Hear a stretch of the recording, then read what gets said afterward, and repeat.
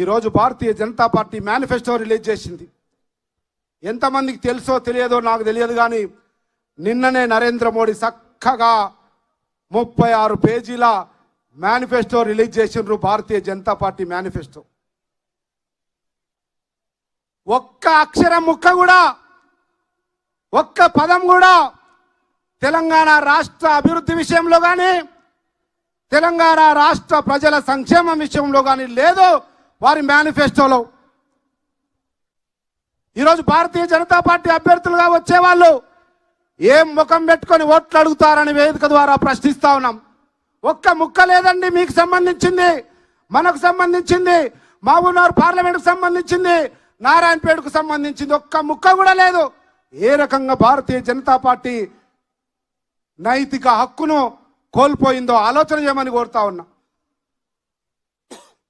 ఇంకొక పార్టీ ఏం తొక్కిండో తెలియదు రేవంత్ అన్న, కానీ కనబడకుండా భూ పాతాళానికి పోయింది బీఆర్ఎస్ పార్టీ అనే పార్టీ. ఎట్లా దొక్కిండో మీరే చూసిర్రు, ఎన్నిసార్లు దొక్కిండో మీరే చూసిర్రు. అది ఈరోజు కనబడే పరిస్థితుల్లో లేదు, జాకి పెట్టినా లేచే పరిస్థితుల్లో లేదు, దాన్ని ఇడిచిపెడదాం. కానీ ఈరోజు బీజేపీ పార్టీ మీద పేరు వస్తున్నట్టు ప్రధానంగా మన మహబూబ్ నగర్ పార్లమెంట్లో అత్యధిక జనాభా కలిగిన వాళ్ళు ఎవరు? నా ముదిరాజు పులి బిడ్డలు. ఏమరిగిందండి ముదిరాజు బిడ్డలకు? భారతీయ జనతా పార్టీ కేంద్రంలో కానీ ఈరోజు ఓట్లు అడగడానికి వచ్చిన వాళ్ళు భారతీయ జనతా పార్టీ తరఫున ఇదే కాంగ్రెస్ పార్టీ భిక్షతో దశాబ్ద కాలం పాటు మంత్రిగా ఓ వెలుగు వెలిగి ఈ ప్రాంత బిడ్డగా చెప్పుకునేటోళ్ళు ఏం చేసిండ్రు? ఈ ప్రాంతంలో అత్యధిక మెజారిటీ జనాభా ఉన్న ముదిరాజులకని అడుగుతా ఉన్నాం. గుండె మీద చేసుకొని సమాధానం చెప్పాల్సిన అవసరం ఉంది. అదే సందర్భంలో ముదిరాజులు కూడా గుండె మీద చేసుకొని ఆలోచన చేయాల్సినటువంటి అవసరం ఉంది. రేపు 13వ తేదీ ఓటేసే ముందు మీ ముందు కనబడతా ఉన్నాడు నిలువెత్తు నిదర్శనం. మీ జీవితాలను మార్చబోతా ఉన్నాడు ముదిరాజు బిడ్డలారా. రేవంత్ రెడ్డి అనేబడే నాయకుడు మీ తరతరాల బిడ్డల జీవితాలను మార్చడానికి వచ్చిన మహానుభావుడుగా కొనియాడబడతారు. కాసేపట్లో మీకు శుభవార్త కూడా తెలియజేస్తారు. ఆలోచన చేయండి. కళ్ళ ముందర కనబడే నాయకుడు మహిళల కొరకు, యువకుల కొరకు, నిరుద్యోగుల కొరకు, రైతుల కొరకు, బడుగు బలహీన వర్గాల కొరకు నేనున్నా మీకు అండగా అని చెప్పే రేవంత్ రెడ్డి కావాలనా? 26 పేజీల మేనిఫెస్టోలో ఒక్క ముక్క కూడా మన గురించి లేకుండా రంగుల కల రాజకీయాలు చేసే వాళ్ళు కావాలన్నా ఆలోచన చేసుకోమని చెప్తా ఉన్నా. ఎందుకంటే రేపు 13వ తేదీ వేయబోయే ఓటు మీ జీవితాలను మార్చే ఓటు, మీ తలరాతలను మార్చే ఓటు, మీ పిల్లల భవిష్యత్తును తీర్చిదిద్దే ఓటు. అవన్నీ జరగడానికి నిలువెత్తు నిదర్శనంగా మనకు అండగా మన గౌరవ ముఖ్యమంత్రి ఈ గడ్డ బిడ్డ. మనం మనకందరికీ గర్వకారణం. మనందరి గుండె చప్పుడు తెలిసిన నాయకుడిగా రేవంత్ రెడ్డి గారు మన ముందున్నారు.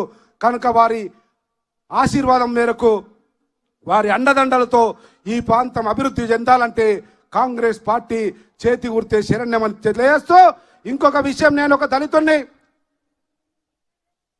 ఈ పార్లమెంటులో ఎట్లయితే ముదిరాజులు అత్యధికంగా ఉన్నారో మాదిగలు కూడా ఉంటారు.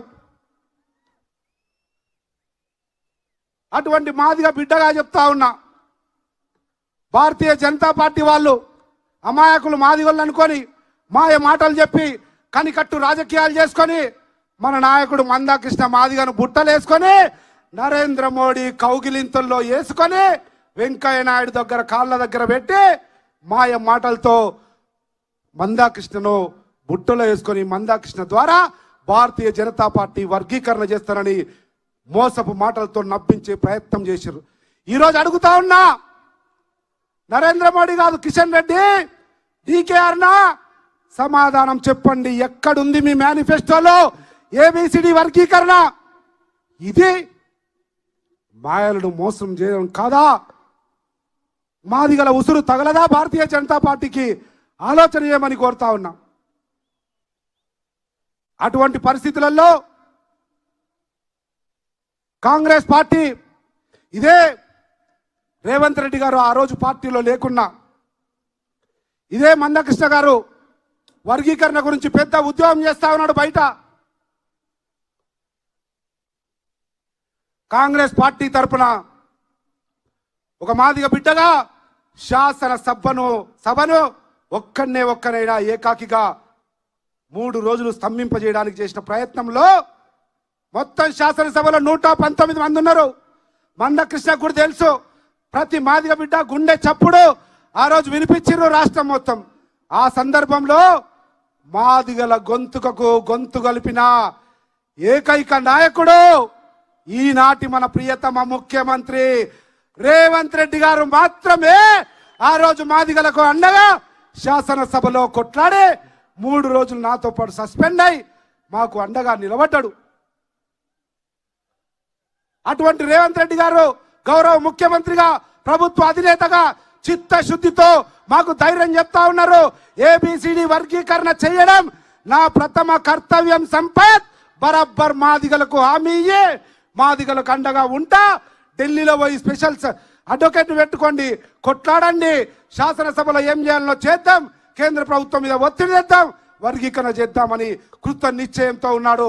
50 మంది మాదిగల తరపున 2 చేతులెత్తి సవినయంగా కాంగ్రెస్ ప్రభుత్వానికి, రేవంత్ రెడ్డి గారికి కృతజ్ఞతలు, ధన్యవాదాలు తెలియజేస్తా ఉన్నాం. ఈ సందర్భంగా ఒక్క ప్రశ్న